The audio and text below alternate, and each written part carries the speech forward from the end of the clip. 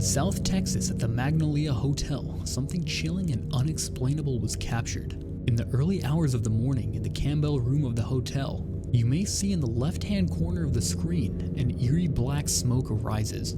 Before sweeping past the camera, it changes into a white cloud. The cloud of mist then moves around the room. 10 minutes go by before the mist comes back. Then it returns for one final pass of the room, and then it vanishes, never to be seen again. Although no further unexplained occurrences have been seen on camera, other hotel ghosts have been reported. The creepiest part of this story comes from the history of the Campbell room itself, appropriately named because Texas Ranger James Campbell was murdered by Comanches in the 1840s in this very location. Back then, it stood as a 2-room cabin. Do you think this is a ghost?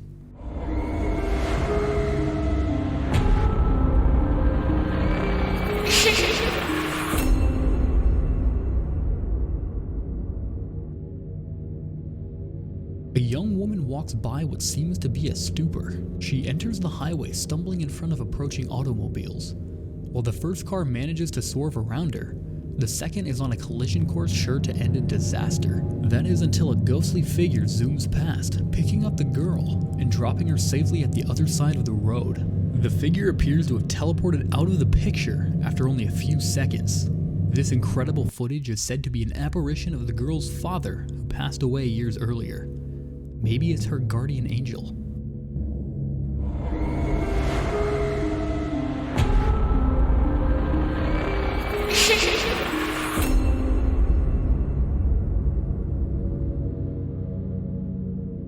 Tom and Delilah Underwood visit Gettysburg Battlefield and recorded this chilling footage while there.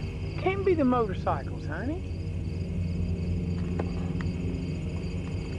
There's nothing sparkling. You see what I'm saying? What is that? Tree. No. You moved it, right? Right there. See it? Uh-huh. Once again, the ground here is flat and results in a sheer drop. It appears these may be the ghosts of fallen soldiers from the American Civil War as they made their way over the ridge 150 years earlier.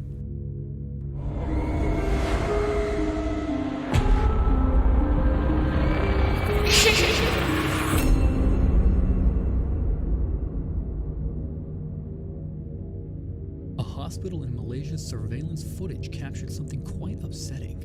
A ghost attack on a member of staff first. When you can see, no one is present to tamper with them as a chair is turned and a door slams shut in a waiting area. The spirit then moves to a separate room where a girl sits alone. The ghosts get her attention by moving the chair.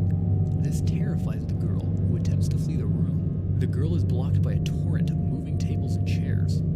Frantically, the girl backs away and appears to be knocked out by the spirit as she is abruptly forced to the floor. This footage has never been successfully debunked or explained. What do you think? Would you stay in the room?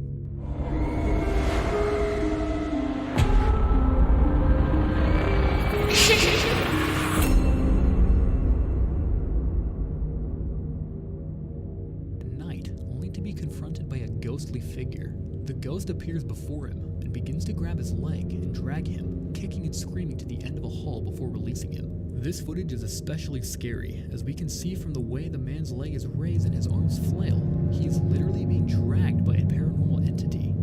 Is it a ghost or a very convincing hoax?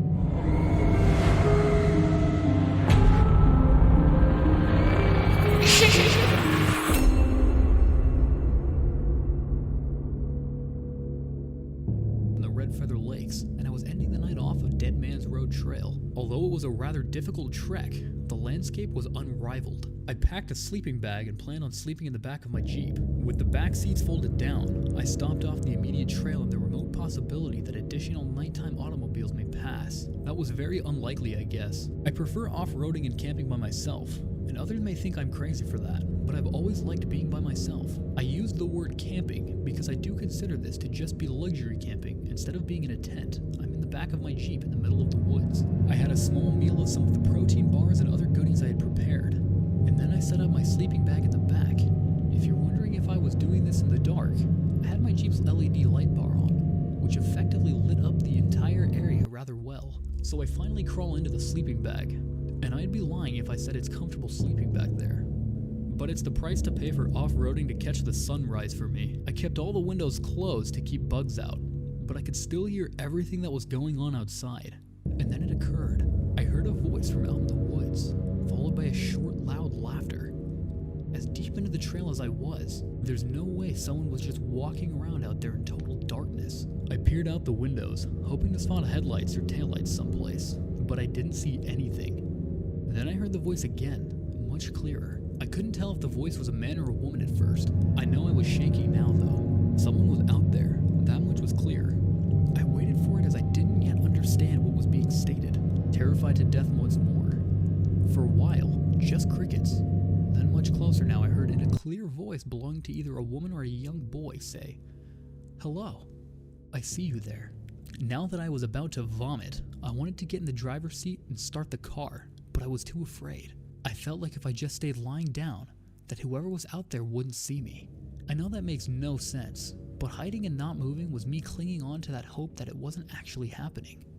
Then there was one loud bang on my rear windshield, and I jumped up and practically dove over the two front seats into the driver's seat, and I started the car and drove as quickly as I could manage down the trail. I was scared they were running after me. I could only go so fast on this rough terrain. I was scared to look in the rearview mirror, but when I did, I didn't see anyone through the red glow of my taillights. I was tired, but drove the rest of the trail and miles more to reach a nearby motel. Some people have asked me what if it was someone stranded who needed help, and I say no way. No one's out there that late in the pitch black, laughing without a flashlight, and they wouldn't bang on my windshield just once like that if they weren't trying to scare me. People are crazy, so constantly keep an eye out for them and pay attention to your surroundings.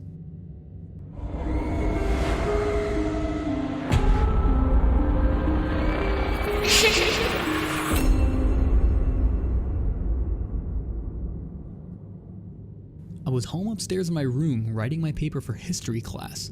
As far as I knew, I was home alone, but apparently I was mistaken because my mom's voice called out from downstairs yelling my name. I called back, but she didn't answer, so slightly annoyed.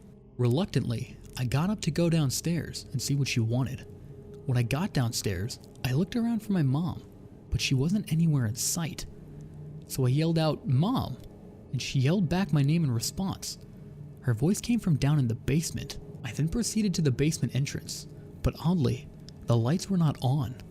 I called down the stairs to my mom again, and she called back yet again. I yelled out asking what she was doing down there with the lights off. There was no response. I flicked on the light and went down the stairs. I heard my mom call my name again as I was near the bottom of the steps. It was peculiar that each time she called me, it sounded exactly the same. There was zero difference in inflection. Every single time she said my name, I yelled out "Mom" again, and she once again yelled back my name.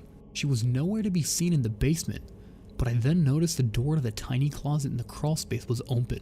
The crawl space was the only place left in the basement that my mom could be. So I called my mom one final time, and there was no answer. I went closer to the closet door and got on my knees just to try and look in, but it was pitch black inside, and I was starting to get freaked out. I said, "Mom, are you messing with me?" But there was no response at all. All there was the quiet buzzing sound from the basement light. I stood back up, and for some reason made the decision to rush back upstairs, shutting the basement door behind me as I did so. I don't know what I had just witnessed and heard, but I ran and called my mom's cell number. It rang a few times until my mom picked up, and I learned that she was out grocery shopping. I told her, but she wasn't convinced. She thought I was teasing her. It took half an hour of begging her to believe me. Finally, my parents accepted what had happened, and when she and my dad were both home, we all went down to the basement together. The closet door was still open, and my dad went inside, but there was no one in there. This still remains to be the most haunting, unexplainable experience of my life. What do you think the voice was?